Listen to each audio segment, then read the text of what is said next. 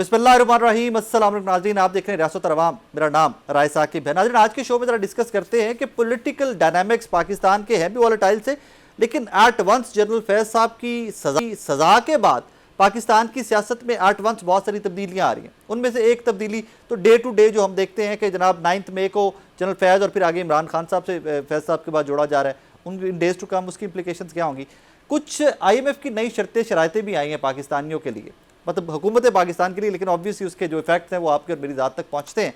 अब उसमें क्या होने जा रहा है, सरकारी मुलाजमीन तक का कहा गया कि इनके एसेट्स भी जो है अगले साल के एंड तक वो पब्लिक किए जाएंगे, वो वेबसाइट पर लगाए जाए। हम देखें तो सही, और ये जब हमारे सरकारी मुलाजमीन के एसेट्स के ऊपर भी क्वेश्चन आता है तो इमेजिन कीजिए कि पाकिस्तान के बाहर पाकिस्तान की परसेप्शन क्या है, कि क्या हमारे सरकारी मुलाजमीन के जो अरबों रुपया मैनेज करते हैं, हैंडल करते हैं फंड्स पाकिस्तान के पूरे, उनकी भी स्क्रूटनी या उनको भी एक ज़रा एनालाइज करने की सिचुएशन IMF ने ये भी एक शर्त रख दी है। 64 शराइत हो चुकी 1.5 साल के तकरीबन टाइम के अंदर।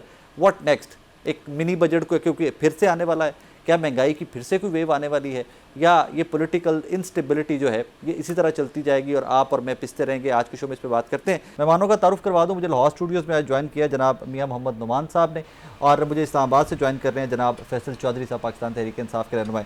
मियां साहब, सिंस आप स्टूडियो में, आपसे आगाज़ कर लेते हैं, ये कौन से साजिशी अनासिर हैं जिनका जिक्र ख्वाजा साहब आज कर रहे हैं? देखें, पहली बात तो ये है कि अभी आपने पॉलिटिकल कमेटी में इनकी चेंजेस का जिक्र किया है, और ये देखें कि एक मुसलसल अमल इनका चलता जा रहा है।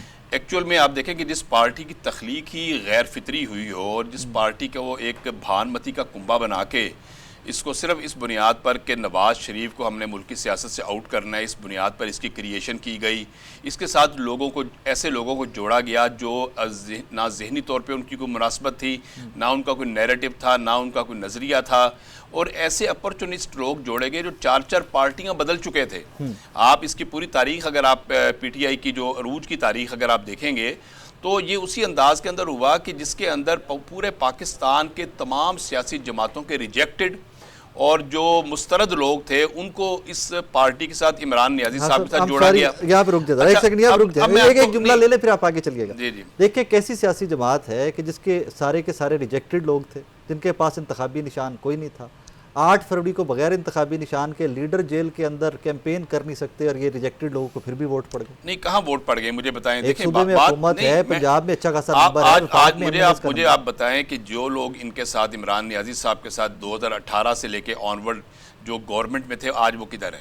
आज वो आप मुझे बताएं कि तकरीबन 90% जो लोग हैं वो बाकायदा तौबा और इस्तग़फ़ार कर रहे हैं, और तौबा और इस्तग़फ़ार करने के अलावा अभी बहुत बड़ी तादाद में लोग, अभी जो फैसला आया जनरल फैज़ हमीद साहब के हवाले से, उसके ऊपर ये खुशियाँ और ये जनाब बड़ी अपनी इत्मीनान का इजहार कर रहे हैं। जी बिल्कुल, जिनके इशारों पर ये नाचते थे और जो एक दूसरे के फैसिलिटेटर बने हुए थे, और जिस अंदाज के अंदर सियासी मुदाखलत की गई उस ज़माने में, तो ये असल में एक भानमती का कुंबा है। और ये चेंजेस आप मजीद अभी देखेंगे। पॉलिटिकल कमेटी में या पाकिस्तान तहरीक इंसाफ के अंदर तोड़फोड़ की बात कर रहे हैं? जी बिल्कुल, मैं ये कह रहा हूँ कि जो पाकिस्तान तहरीक अब आप देखें इस वक्त जो सूरत हाल बनी हुई है कि जो अली अमीन गंडापुर साहब हैं उनको निकाल दिया गया है कमेटी में से निकाल दिया गया है। इसका मतलब ये है कि जो इनके बुनियाद थे, जहाँ पर जब KP गवर्नमेंट आई तो उन्होंने एक बुनियाद रखी, और आपको पता है कि जो उनकी शख्सियत थी, यानी उस हद तक के असल में ये एक इज़्तिराब की कैफियत है इनके अंदर, एक फ्रस्ट्रेशन की इंतहा पे।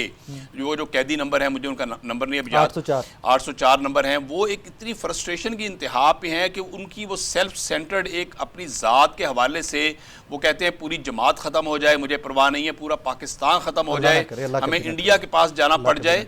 इसकी तो ये बात ये है कि ये एक गैर मुनासिब रवैया है।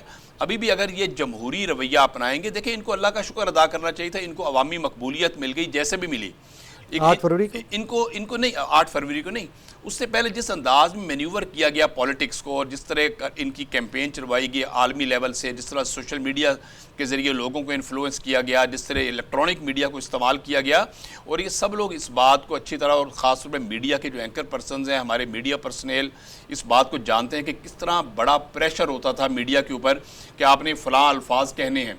आज कोई प्रेशर नहीं, आज मेरी बात सुनिए, इसके बावजूद देखें बात यह है कि जितना भी ये इनका एक एक्ट आपको हर दिन एक नजर आएगा कि जिसके अंदर इनकी फ्रस्ट्रेशन का, इनके इस्तराब का इजहार होगा। मैं आप चौधरी साहब ले लूँ। चौधरी साहब, ये तो आपकी सियासी जमात के ऊपर मियाँ साहब की कमेंट्री, वो तो कहते हैं कि जनाब आपकी अपनी जमात खुद ही टूट फूट का शिकार है, क्योंकि अब जो माजी में लोग बाकी जमातों से आए थे जनरल फैज़ वाले फैसले के बाद वो ज़्यादा इस्तग़फ़ार की तरफ चले गए, फर्दर टूट फूट का शिकार है जमात।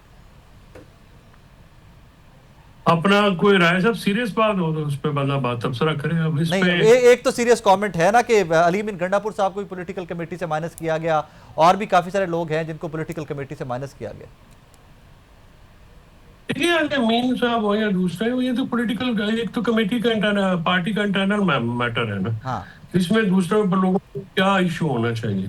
पॉलिटिकल पार्टी जिस तरह से भी किसी ने अपनी कमेटी कायम करनी है, वो ज़ाहिर जनरल सेक्रेटरी को उन्होंने इख्तियार दिया है इमरान खान साहब ने, तो वो अपनी मर्जी या जिस तरह के लोग उन्होंने रखने हैं, इसमें एतराज की क्या बात है। इसमें दूसरी पार्टी इसको देखे ना, इस वक्त जो डाइवर्जन टैक्टिक्स है, यानी आप अपनी परफॉर्मेंस से हटाने के लिए ये सारी बातें हुकूमत करती है।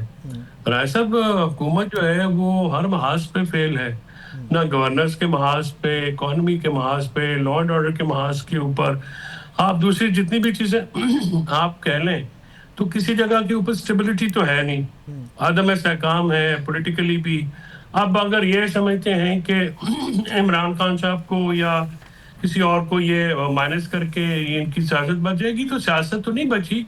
हुकूमत में ये कर रहे हैं, और हुकूमत में जितनी देर रहेंगे ये जोर जबरदस्ती में ठीक है, लेकिन इनकी जो से है लोगों के अंदर, वो तो नहीं है ना जी। वो तो एक इंडिपेंडेंट इलेक्शन ये अफोर्ड नहीं कर सकते। अभी इलेक्शन लाहौर से जीत के आए हैं, अभी रिसेंट इलेक्शन जीत के आए हैं, और मैं इस हालत में इलेक्शन जीता हूँ फैसल साहब के आपके बाकायदा टिकट होल्डर मौजूद थे, और आपकी सारी सेंट्रल वर्किंग कमेटी के अरकान और जो इस वक्त जनरल सेक्रेटरी साहब हैं वो खुद कैंपेन में आते रहे, और ओपन कैंपेन हुई है जो अपना दिन दिहाड़े और पूरे यानी बिल्कुल दिन की रोशनी के अंदर कैंपेन हुई है, और पूरा मीडिया लाइव दिखाता रहा है। अल्हम्दुलिल्लाह ये इस आपकी जो गलत फहमी है ना, ये दूर होनी चाहिए। तो आप तो देखें ना, आप तो केपी के अंदर भी आप आज आपकी मकबूलियत का भरम खुल गया है कि आज केपी के अंदर भी आप रिजेक्ट हुए हैं। चलो फिर ऐसा कर लेते हैं हाफिज साहब कि आप अपनी सीएम को कहें हमें जरा 2 जलसे करने दें लाहौर में, हम तो खत्म हो गए ना, हमारे पीछे तो रहा कोई नहीं। देखें, तो और जिस तरह से आपको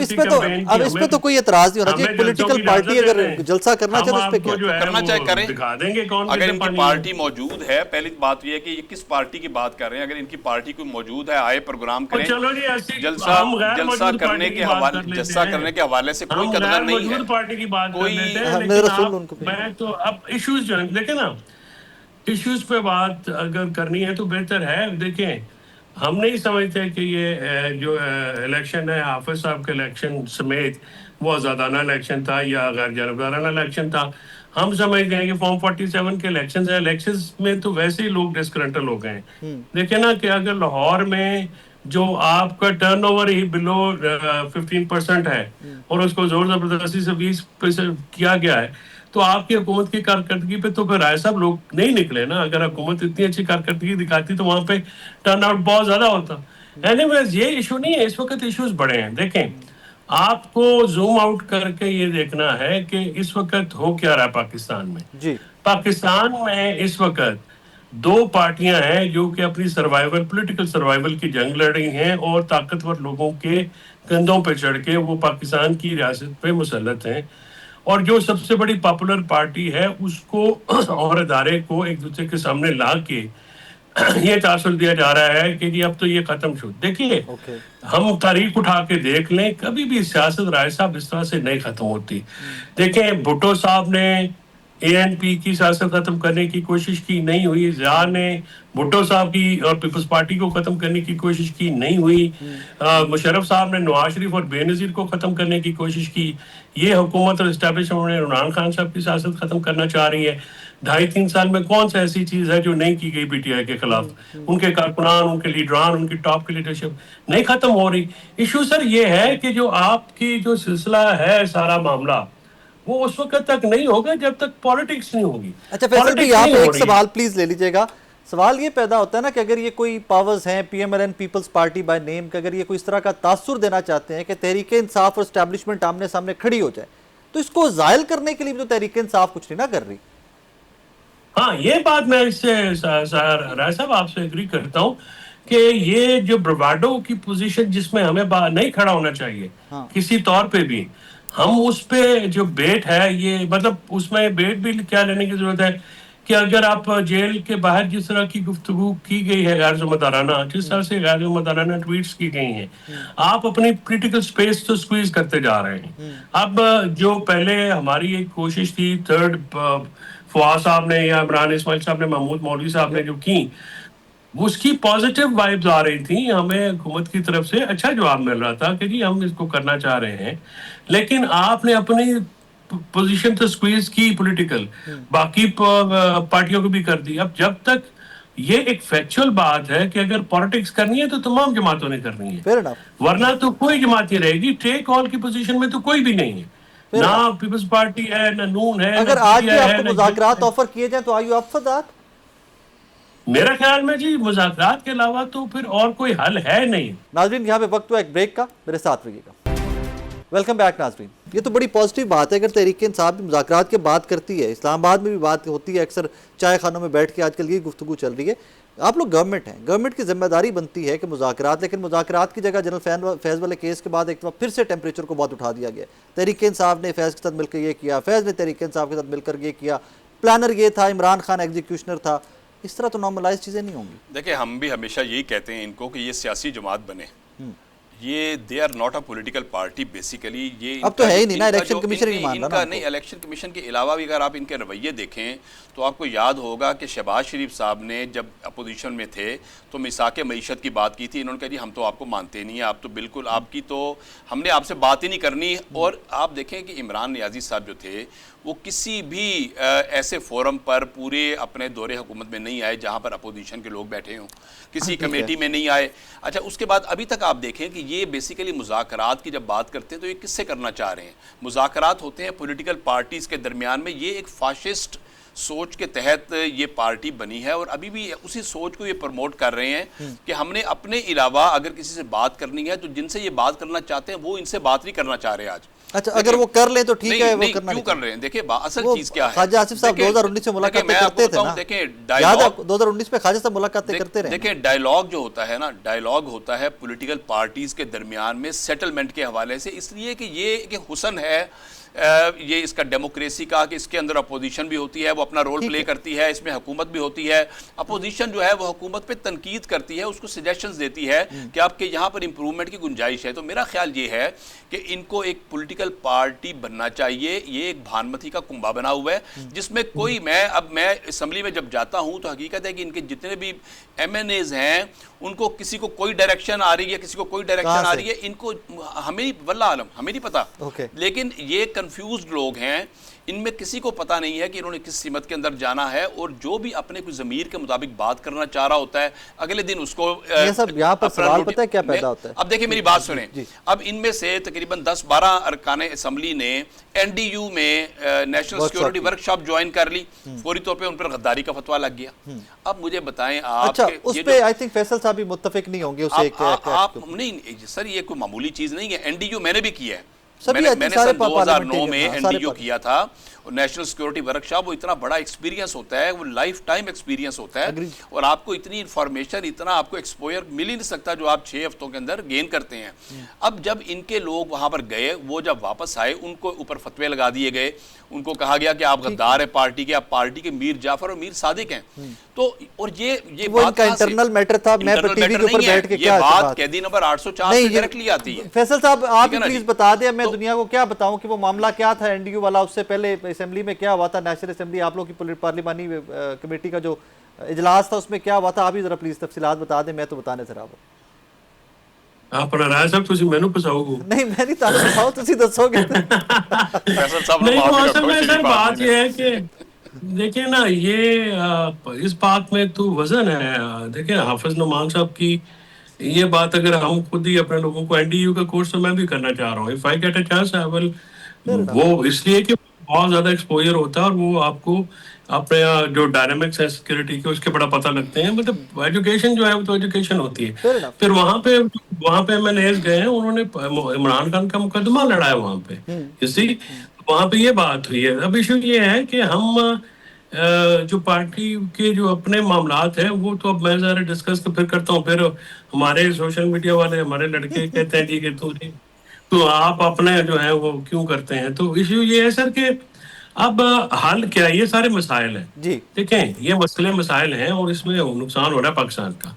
बिल्कुल। आप अगर ये कहें कि पीटीआई को कॉर्नर करेंगे, और पाकिस्तान की सबसे बड़ी पॉलिटिकल विल है लोगों की, जिस तरह से 8 फरवरी को उन्होंने लोगों ने वोट दिए हैं। देखें ना, तितर बितर करने के बावजूद जो है वो आप लोगों ने वोट तो दिए हैं पीटीआई को, इसमें कोई शक की बात। आज भी लोग जो हैं वो पीटीआई का और इमरान खान का नाम जो है वो बिल्कुल तस्बीह के दानों की तरह पढ़ते हैं और उससे बाहर सियासी तौर पे नहीं निकलना चाहते। उसकी वजह यह है कि लोगों के पेट में या भूख है और लोगों के ज़हन और दिलो दिमाग पे पीटीआई है। अब हुकूमत या तो करदगी अपनी कोई दिखाती ना जी। अब के जी उसमें कोई आप जिम्मेदार को मुतमईन करते हैं, आप ताजिर को मुतमईन करते हैं, आप आजिर को अजीर को मुतमईन करते हैं, आप कोई ट्रेडर्स को या कारोबारी तबके को आप अंदाज़ा लगाएं कि पिछले 1 महीने में जो पिछले 1 साल में 90,000 बंदा टेक्सटाइल इंडस्ट्री से बाहर हुआ है, यानी 90,000 फैमिलीज। तो ये एप्टमा के फिगर है, मेरे अपने ज़ाती फिगर नहीं।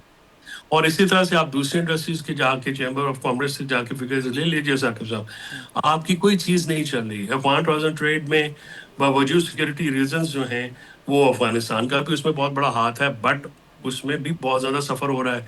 यानी हमारा जो पैरिशेबल और नॉन पैरिशेबल आइटम्स हैं, ईडेबल्स और नॉन ईडेबल्स, वो भी रुके हुए हैं। फैसलाबाद में आपको पता है टेक्सटाइल के जो कपड़े का रेट गिर गया है, बिकॉज यहाँ से सेंट्रल एशियन स्टेट्स में जाता था कपड़ा थ्रू अफगानिस्तान ट्रेड, वो रुका हुआ है। सो देयर आर इश्यूज जो कि देखें जब तक हल नहीं होंगे ना पाकिस्तान आगे नहीं चलेगा। पाकिस्तान डंडे सोटे से आगे इसलिए नहीं चल सकता कि 25 करोड़ की आबादी है। 25-26 करोड़ की आबादी को डेमोक्रेसी आगे लेके जा सकती है, विल ऑफ द पीपल और पॉलिटिक्स आगे लेके जा सकती है। इसको अगर आप हाँकेंगे तो इसके नतीजे तो फिर अगर हमने स्कूते ढाका से सबक नहीं सिखाया तो। मियां साहब जो फैसल साहब बातें कर रहे हैं ना, ये बड़े जेन्युइन इश्यूज हैं और आई थिंक ये इश्यूज के ऊपर फैसल साहब के साथ आपको, मुझे, हम सबको मिलकर भी बात करनी चाहिए। बैंड ऑफ द डे मुल्क के मसाइल है ना, टेक्सटाइल की एक्सपोर्ट्स में कमी हो रही है, महंगाई है, गुर्बत है, लॉलेसनेस है, ये तो हम सबके इश्यूज हैं। गवर्नमेंट आंसरेबल जरूर होती है, लेकिन मेरा ख्याल ये है कि ये भूल रहे हैं, इनको गलत फहमी हो गई है। ये उस लीडर के पैरोकार हैं जो अपने मुंह से कहता था कि पाकिस्तान श्रीलंका बनने लगा है, पाकिस्तान डिफ़ॉल्ट होने लगा है, पाकिस्तान तबाही के दहाने पे के किनारे पे खड़ा है और किसी भी वक्त उसमें गिर सकता है। और उसके बाद जब आपने देखा कि शहबाज शरीफ साहब ने टेक ओवर किया और इस मुल्क को फिर दोबारा मईशत की राह पे डाला और इसका ट्रैक ठीक किया, इसकी सिमत दुरुस्त की, तो आपने फिर देखा कि आज अल्लाह ताला की मेहरबानी से पाकिस्तान में इन्फ्लेशन 39% से नीचे आके वो भी शहबाज साहब के दौर में, मैं आपको बताऊं आजकल मैं आपको मैं लेकिन वो 39% भी शहबाज साहब का दौर था। बिल्कुल नहीं, तो उस दौर से वो इन्होंने इनहेरिट किया था, इमरान नियाजी साहब से इनहेरिट किया और 39 से नीचे 4% पे आया। अच्छा, मार्कअप रेट जो था, आज ये इंडस्ट्री की बात कर रहे हैं, इनको बिल्कुल इल्म ही कोई नहीं है। इस वक्त इंडस्ट्री जो है एक्सपोर्ट आपकी बूम पे जा रही है, एक्सपोर्ट आपकी टॉप पे जा रही है। कौन सी? आपकी टेक्सटाइल इंडस्ट्री इस वक्त फ्लोरिश कर रही है। उन्होंने एप्टमा के फिगर्स दिए हैं, मुझे नहीं पता वो एप्टमा के फिगर्स इन्होंने कहाँ से लिए हैं, लेकिन इस वक्त कोई ह्यू एंड क्राई नहीं है। आप मुझे बताएं कि इस वक्त एप्टमा की कोई एक रिप्रेजेंटेशन हुकूमत के पास गई है कि जी जो जिन्होंने कहा हो कि जनाब हम इस वक्त लॉस के अंदर हैं और इसके लिए गवर्नमेंट ये वाले मैयर ले। इस वक्त आप देखें कि आपकी एक्सपोर्ट्स अरूज के ऊपर हैं, आपकी इंडस्ट्री जो है वो 26% से रेट नीचे आके आप 11% पे मार्कअप लेकर आए हैं, इंडस्ट्री आज वायबल हो गई है। आज आप देखें कि अल्लाह की ज़ात ने पाकिस्तान मैं आपका जुमला काट रहा हूँ, ये मैंने जी अभी साथ ही गूगल किया एप्टमा के recent updates. Citing poor government policies and punitive taxes, delayed sales tax refunds, rupees 182 billion stuck, and an uneven playing field from the duty-free imports, leading to 100+ million mills closure and 40% production decline and potential job losses. देखिए मैं आपको बताऊं, देखिए उनके refunds के issue हैं, जो इस तरह ये मिसलिनियस इश्यूज जो होते हैं, ये जब बूम होता है, जब ऊपर नीचे जब यानी अनइवन चीज़ें चल रही होती हैं, ये इश्यूज आते रहते हैं, ये रूटीन के इश्यूज हैं। सुन ले मेरी बात सुन लेना, अभी मैं इनकी पहले बात का जवाब देना चाह रहा हूँ कि गुजारिश ये है कि आज मुझे बताएं कि वो वाला पाकिस्तान जिसको ये छोड़कर गए थे, जो मुआशी तबाह हाल पाकिस्तान था, जिसकी पूरी दुनिया में कोई इज्जत नहीं थी, जिस पाकिस्तान को अक़वाम आलम ने रिजेक्ट कर दिया था, जिससे कोई मिलना पसंद नहीं करता था, जिनसे देखिए इन्होंने पूरे पाकिस्तान को यानी बिल्कुल समझे ग्रीन पासपोर्ट की जो कदर कीमत खत्म कर दी थी। अभी हम कहां पे? अभी ग्रीन पासपोर्ट की रैंकिंग कहां पे? आज आपके वजीर आजम के गिर्द पूरी दुनिया के वज़ीर आज़म नंबर नीचे से नहीं आप मुझे बताएं इस वक्त आपका, आप मुझे मूडीज का आप मुझे बताएं कि उसके इंडिकेटर साहब हम सॉरी मैं कह ये भी इंटरनेट से निकाल लें। ये भी निकल आएगा, मैंने कल ही पढ़ा इस पे भी, कल ही पढ़ा। अच्छा देखिए गुजारिश ये है कि अगर तो आप आर्गुमेंट करना चाह रहे हैं कि आप जिस तरह अब आप शुरू हो गए हैं, एक आप बोल रहे हैं एक वो बोल रहे हैं, तो फिर ये है कि बात करने का फायदा कोई नहीं है। अगर नहीं इस तरह नहीं करें ना, पहले बात सुने जी, यानी आप अपने अल्फाज मेरे मुंह में ना डालें कि मैं फैक्ट्स रख रहा हूं मियां साहब, फैक्ट्स तो आप अपने अल्फाज ना मुझे ना मैं आपके अल्फाज बात। अब अगर हमारा पासपोर्ट 4th नंबर पे है नीचे तो इट इज रियलिटी ना। देखिए मेरी बात, अगर बात ये है कि अगर आपको अल्लाह ने बसीरत दी है, आंखें दी हैं, फिर तो मेरा ख्याल है कि आपका अगर दिमाग बंद नहीं हो गया फिर तो आप सोच सकते हैं वाकई, बिल्कुल सोच। और आपको जो है ना आपको नजर नहीं आ रहा कि आज आप अक़वाम आलम में आपकी इज्जत ज्यादा है। जंग आज नहीं, सुन लें आज दोनों मैदानों के अंदर, एक तो मईशत के हवाले से आप इंतहा एक्सट्रीम पॉजिटिव हैं आपका। आज आपकी स्टॉक एक्सचेंज जो है वो आपकी 45,000 से 1,65,000 की बुलंदियों को छू रही है, बल्कि एक 170 पे आप क्लोज हुई है। आपके देखें ना, आप इस वक्त आपके इंडिकेटर्स पॉजिटिव हैं, आपके जो आलमी रैंकिंग है वो पॉजिटिव हो गई है। मूडीज़ देख लें आप, दुनिया की और जो रैंकिंग्स हैं जहाँ पे आप वहाँ पर प्लस के अंदर आ गए हैं। इंटरनेशनल जो क्रेडिबिलिटी, सुन लें आगे सुन लें, इस वक्त जो मुआशी प्रोग्राम हुकूमत पाकिस्तान का और हुकूमत पंजाब बिलखसूस जिस अंदाज में मरीम नवाज़ परफॉर्म कर रही हैं और दिन रात उन्होंने इनिशिएटिव्स आ रहे हैं और गुड गवर्नेंस के मॉडल कायम किए जा रहे हैं, और पूरा जो पंजाब इस वक्त तरक्की की राह पे गामजन है। और पाकिस्तान की बात करते हैं, पंजाब की मैं बात भी करूंगा और पूरे पाकिस्तान की भी करूंगा, क्योंकि पंजाब जो है वो 70% ऑफ पाकिस्तान है। आज 15 करोड़ की आबादी पंजाब में रहती है। आज अगर हम कहते हैं ना कि कराची सबसे बड़ा रेवेन्यू जनरेटिंग सिटी है, तो वो पंजाब की बुनियाद पर रेवेन्यू जनरेट हो, क्योंकि पंजाब का सामान आता है कराची के थ्रू, तो वहां पर जो टैक्स होता है, तो इसी बुनियाद पर कराची को आज कहा जाता है कि जी सबसे लार्जेस्ट रेवेन्यू जनरेटिंग। तो जो रेवेन्यू जनरेशन पंजाब की बुनियाद पर है आज। आज आप पूरे पाकिस्तान को, आज आप कराची को देख लें, सिंध को देख लें, आज आप KP देख लें, आप इनकी डेवलपमेंट देख लें, आज पंजाब की देख लें। ठीक है, आज यहाँ पे रिस्पॉन्स आपने तब बोलना है कि जी हम डन, अब आप बोलो। सुने गुजारिश सुन लेना, मेरी गुजारिश ये है कि ये मवाजना करना कि जनाब उस दौर का और आज के दौर का, तो मेरा ख्याल है कि ये बिल्कुल एक मवाजना हो ही नहीं सकता। आज अल्हम्दुलिल्लाह मान लेता हूं, अब आपने सुनना है, अब आपने सुनना है, क्योंकि मेरा टाइम खत्म हो रहा है, अब आपने सुनना है। एक स्टेप के ऊपर रिस्पॉन्स आ रहा है। आज आप देखें कि मीडिया पे मामूली सी खबर आती है, मरियम नवाज साहबा रिस्पॉन्स देती हैं, वज़ीर आज़म पाकिस्तान रिस्पॉन्स देते हैं। पूरी मुल्की और सबसे अहम चीज क्या है, ये अप्टमा को रिस्पांस दिया आपने, पूरी मुल्की साल को रिस्पांस सुन लें, पूरी जवाब भी दे देना, अप्टमा को रिस्पांस, पूरी मुल्की सब रिस्पांस चल रहे हैं, पूरी इंडस्ट्रीज मौजूद है, काम कर रही हैं, दिन रात वेले नहीं बैठे हुए, फारिग नहीं बैठे हुए। वो कहते हैं हमारी 100 से ज्यादा मिलें बंद हो गई, आप कहते हैं मिलें चल रही हैं। उनकी छोड़े आप बात ये है साहब, जिनकी बॉडी है, जिनके इदारे हैं, जो मिल ओनर है, मैं उनकी बात करूंगा या आपकी बात? मेरी बात सुन लेना, हमने आज पूरे मुल्क को देखना है, हमने भी पूरे मुल्क को। इस वक्त एक रिफॉर्म्स का अमल भी चल रहा है, देखिए FBR के अंदर रिफॉर्म्स हो रही हैं। अच्छा चले, रिफॉर्म पे एक लास्ट क्वेश्चन ले ले, क्योंकि अब टाइम खत्म हो रहा है। रिफॉर्म पे लास्ट क्वेश्चन हो रही हैं, रिफॉर्म पे लास्ट क्वेश्चन ले ले।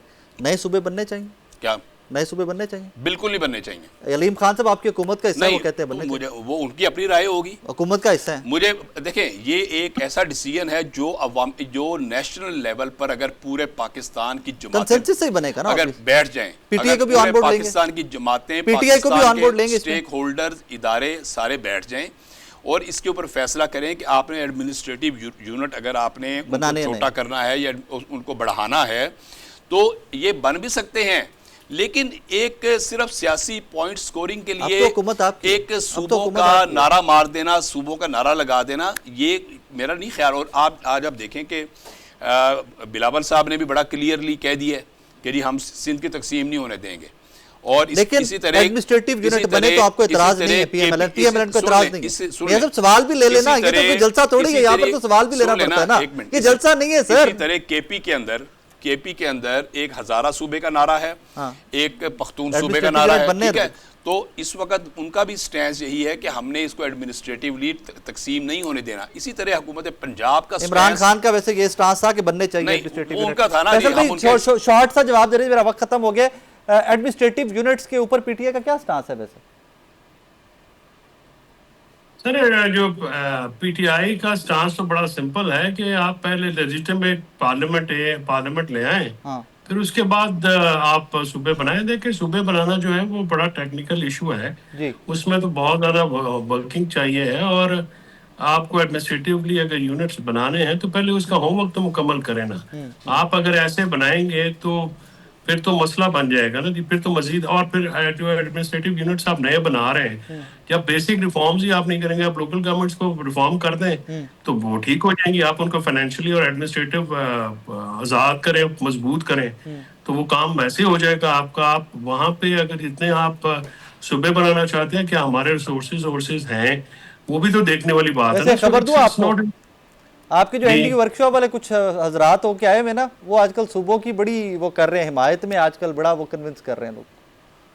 चले वो तो देखे ना, किसी को कहने से या आपकी हिमायत से रोक तो नहीं सकते ना जी। अभी वैसे ऐसे 3 इंडिकेटर्स होते हैं ग्रोथ के जी, एक फॉरेन डायरेक्ट इन्वेस्टमेंट जी, एफडीआई, एक ग्रोथ रेट और जीडीपी। ये तीनों देख लीजिए, ये पाकिस्तान में बॉटम टच कर रही हैं। थैंक यू फैसल भाई, थैंक यू वेरी मच। मियां साहब थैंक यू वेरी मच। सारे छोटा सा ब्रेक लेना है मुझे, ब्रेक के बाद वापस आ रहे हैं, मेरे साथ रहिए। वेलकम बैक नाजरीन। इस सेगमेंट में हमें ज्वाइन किया है जनाब डॉक्टर खाकान नजीब साहब ने। आईएमएफ की नई शराइत और वो बढ़ती 64 के करीब हम कुछ साल 1.5 साल के अंदर पहुंच गए। व्हाट्स कमिंग अप वे, क्या पाकिस्तान आईएमएफ के पैकेज में जो इनिशियल शर्तें शराइतें थी उसके ऊपर परफॉर्म नहीं कर पाया, और अब की जो शराइत आयद की गई हैं, जो रखी गई हैं, क्या हम इसके ऊपर अमल दरामद करने के काबिल भी हैं इन डेज टू कम? इस पर बात करते हैं। डॉक्टर साहब अस्सलाम वालेकुम जी। वालेकुम अस्सलाम जी। Thank you very much for time. Doctor साहब, साल 1.5 साल के अंदर 64 शराइत सर, क्या पाकिस्तान परफॉर्म नहीं कर पा रहा है अकॉर्डिंग टू प्लान, या हमारी इकॉनमी, तो हमें आए दिन बताया जाता है विद इन द पाकिस्तान की इकॉनमी रिवाइव हो रही है, इकॉनमी बहुत बेहतर हो रही है, तो फिर आए दिन नई शर्तें शराइतें क्यों? तो इससे सबसे पहले कि हम ये समझ लें कि इकोनॉमी की पोजीशन क्या है। देखें, कोई भी मुल्क जो 64 बार आईएमएफ के पास गया हो, 24 बार आईएमएफ के पास गया हो, उसको ये रियलाइज करना चाहिए कि the underlying structures of the economy are disturbed. So Pakistan की इकोनॉमी, जब हम फंड के पास गए आज से, मतलब अब फंड की एंगेजमेंट को भी 28 महीने होने को आए हैं, ये एक डिस्टर्बिंग सी, जिसे कहेंगे डिफॉल्ट सी सिचुएशन थी। वहां से एक अच्छा सफर गुजरा है पाकिस्तान का, way you seen macro stability in Pakistan, जिसका मतलब है अफरात ज़र कम हो गई है, कीमतें कम शरह से बढ़ रही हैं, बैरूनी खसारा, अंदरूनी खसारा, एनर्जी के खसारे, ये सब कुछ संभल गए। But Pakistan's economy has paid a very, very high price in achieving all this. High taxes, high energy prices, slowdown of the economy, which is a consequent result of, when you break the demand by raising the policy rate to 22%. और आज भी वो 11% पे maintain कर रहे हैं उसको। अब इसको जाके जब उन्होंने भी समझा, मतलब हम भी हमेशा कहते हैं कि ये तो एक वो स्टेबिलिटी है जो आपने अचीव की है by pulling the instruments which create a economy which slows down, which is fair and tax the economy truly higher. मतलब 54% इस वक्त कॉर्पोरेट इनकम टैक्स है पाकिस्तान में, that is probably the highest. ये जो स्वीडन और नॉर्डिक कंट्रीज हैं, इनके मुताबिक है, वहाँ पे सर्विसेज बहुत फर्क है। इसी तरह जो हमारा super tax in salaried non salaried पे लगा हुआ है, एनर्जी एफिशिएंसी। पर जाके उन्होंने जब अंडरलाइंग स्ट्रक्चर्स देखे तो उन्होंने भी रियलाइज किया। अब अगर आप देखें ना कि जो नई शराइत हैं इस वक्त, जो 11 हैं जो हमने एग्री की हैं, एक तो मैं बार बार ये भी समझाता हूँ कि the problem that is occurring is कि हम सारा कुछ इस वक्त भी रन कर रहे हैं external actors, external multi stakeholder जो है उन पे रिलाई करके, और प्रोग्राम हम समझते हैं कि शायद हमारे अंडरलाइंग स्ट्रक्चर्स को ठीक कर देगा। ऐसा कतई तौर पे नहीं होगा। आप जब ये वक्त गुजार लें और जब आप खड़े होंगे आज से, look at yourself 2 years down the road, तो आप ये देखेंगे कि जो इकोनॉमी के फंडामेंटल मसाइल हैं वो वहीं पे खड़े हुए हैं। उसको ठीक करने के लिए आपको एनर्जी सेक्टर है, डीरेगुलेशन है, पाकिस्तान की फ्रिक्शनलेस इकोनॉमी है, ये सारे काम करने पड़ेंगे। वो काम करने ऑब्वियसली ट्रेमेंडसली डिफिकल्ट हैं, एंड अगर आसान होते तो हम 78 साल से कर चुके होते। सो थिंक डॉक्टर साहब यहाँ पे sorry I am cutting you है, लेकिन एक सवाल जो यहाँ पर बार बार आ रहा था और पहले भी पाकिस्तान में ज़ेरे बहस रह चुका है, शुगर माफिया। एक बार फिर से शुगर माफिया को मेंशन किया गया है। When it comes to sugar mafia, we all know that कि बहुत ही ताकतवर तरीन लोग पाकिस्तान के इस इंडस्ट्री से मुंसलिक हैं। somehow we call it mafia, या वो कहते हैं बिजनेस है। उसको कैसे बेहतर किया जा सकता है? हम कैसे शुगर इंडस्ट्री को लेकर चीज़ों को बेहतर हुकूमत कर सकती है? तो देखिए ना, शुगर में नंबर ऑफ इश्यूज, पहले तो क्रॉपिंग पैटर्न ठीक करें तो शायद शुगर की उस तरह से प्रोडक्शन पाकिस्तान में प्रॉब्लम में आ जाए। That's number 1। नंबर 2, कार्टेलाइजेशन है, प्राइस फिक्सिंग है। इवन आप उसको देखें, हमारे जो सीसीपी कंपटीशन कमीशन ने इसका अहाता किया है। फिर अगर आप आगे देखें तो इंपोर्ट एक्सपोर्ट में मसाइल आते रहे हैं, हमने इसको लिबरलाइज नहीं किया तो कीमत को स्टेबलाइज या बढ़ाने के लिए हमें एक्सपोर्ट करनी पड़ती है। उसमें जो जब हम जाते हैं देने के लिए इजाजतें, कीमत बहुत बढ़ जाती है। So there is a whole lot to do to regulate the sugar sector better और deregulate it in the sense कि there is a competitive market in the sugar sector. Floor price setting जो हम करते हैं उससे निकल जाए, बहुत सी चीजें। इंपोर्ट अगर खोल दें तो फिर ये एक कंपेटिटिव इंटरनेशनल मार्केट प्राइस पे रेगुलेट होगा।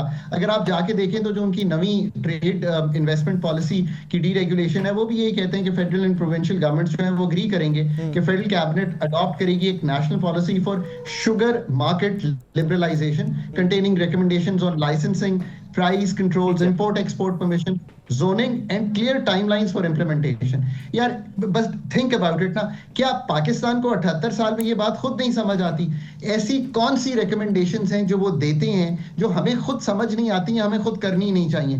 That's the dependency I want the country to come out of and do these things on its own, think these things on its own rather than relying on some outside actor to tell us to do all this. Sir, एक student होते doctor साहब जो चीजें मुझे पता है और एक एक्सपर्ट होते जो चीजें आप बता रहे हैं, पाकिस्तान के बच्चे को ये पता है। I am very sorry to quote this, even मुझे शर्मिंदगी होती है कि जब बाहर की एक पावर, मुझे बाहर की एक एंटिटी, फाइनेंशियल एड का एक प्रोग्राम उठता है, मुझे आके बताता है कि भाईजान आपके सरकारी मुलाजमीन जो है ना, इनके एसेट्स तो हमें जरा दिखाएं कि क्या है क्या नहीं है। तो दैट टेल्स अस कि प्रॉब्लम कहाँ पे है और इसका सोल्यूशन मुझे तो अभी भी कोई नजर नहीं आता। Let's be very honest about it. So the true transparency problem in developing world is, spread across the board. Whether it's के legislators हो, whether it's executive हो, transparency का issue जो है वो रहा है। अब वो इसमें भी क्या कह रहे हैं, वो ये कह रहे हैं कि ये publish करें कि जो asset declarations of high level federal civil servants और ये जून 2025 legislative amendments के तहत ये जाकर आप करें। सो ठीक है, ये भी बात, इसमें भी आप डिसएग्री नहीं कर सकते। ये हमने अगले साल के एंड तक ये काम करना है। इसमें कौन सी ऐसी बात है? अगर high officials handling billions of rupees हैं और पाकिस्तान में दूसरी मेरी तो प्रॉब्लम ये है कि हम उनको सैलरी बड़ी कम देते हैं, बट पर्क्स एंड प्रिविलेजेस में इतना कुछ हिडन है जिसको हम मोनेटाइज नहीं कर पाते। तो आपको वो भी करना चाहिए। यार इंपॉर्टेंट पार्ट इज कि ये सारे काम पाकिस्तान के बेनिफिट के हैं, करने खुद चाहिए, समझने खुद चाहिए, पर्चे खुद लिखने चाहिए। दैट्स हाउ कंट्रीज डेवलप और grow from the inside out. Doctor साहब, इसके लिए कोई नई लेजिस्लेशन भी करनी पड़ेगी?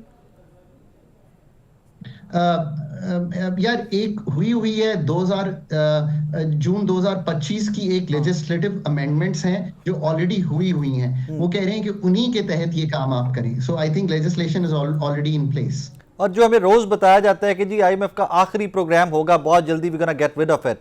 व्हाट डू यू थिंक, कब तक हमारी आईएमएफ से जान छूट रही है और कब तक महंगाई जो ये जो पॉलिसी रेट्स और ये कुछ नॉर्मलाइज होंगी चीजें पाकिस्तान के अंदर?